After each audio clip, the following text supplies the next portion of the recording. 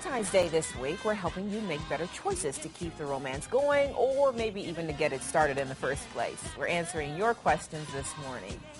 Ian Coburn has written several books on relationships. His latest is called Choice, the Meaning of Life, How to Have More and Better Choices in Business, Relationships, Government, and Life.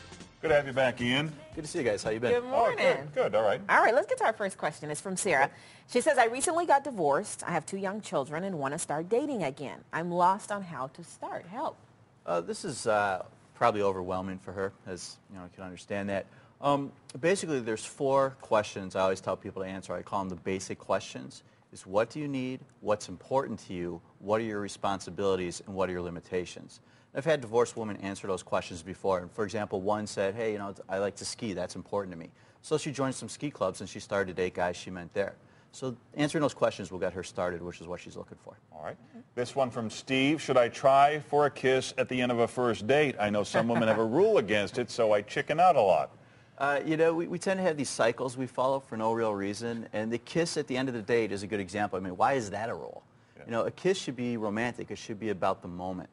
So when you kind of catch each other's eyes, you're kind of locked in that gaze, which is long before the end of the date usually, that's when you make your move to kiss. You know, end of the date, you're not guaranteed a moment. She might step out of the cab, especially today, walk into some slushy pub, like, hey, I ruined my shoe. Like, what are you going to do? Say, oh, that's too bad. Plant one on me, baby. You know, it's not going to work. Right, all right. All right. Capture the moment, Larry.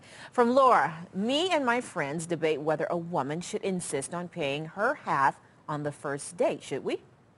Okay, you're going to get letters from feminists. I apologize in advance. It depends on the message you want to send. On a date, a guy's really trying to gauge a woman's level of interest. So if she insists on paying, the guy may think, oh, you know, she's not that interested. I don't even know if it's really a date now. But if she doesn't pay, the guy tends to think, oh, she's really interested. It's a good date. It's going well. So, you know, if it bothers you, ladies, you can pay for the entire second date. What about if you just offer? Is an offer good enough? Yeah, an offer's fine, but if you insist, that's, you know, that's the difference. That sounds okay. All right, so this is from Mary Beth. I like this guy a lot. He calls every few months, says he wants to date, but then he spends the night and doesn't call again for another few months. How can I get him to commit? I can answer this one for you, Mary Beth. Okay, there's this thing people do called lying. Mary Beth might want to acquaint herself. Really, again, answering those 4 questions would help here, the basic questions, because she'll see that it's important to her to be in a relationship, clearly not important to this guy. And she'll also see it's a limitation to try and control what someone else is doing. Cut her losses, kick him to the curb, which is where he belongs. Thank you. Now, that's what I'm talking about. Call once and spend the night and then call for another 3 months? Uh-huh. That hit close to home there, No. I'm just giving my own expert advice here. Thanks, Ian. Thank you. All right. 7:51, the latest.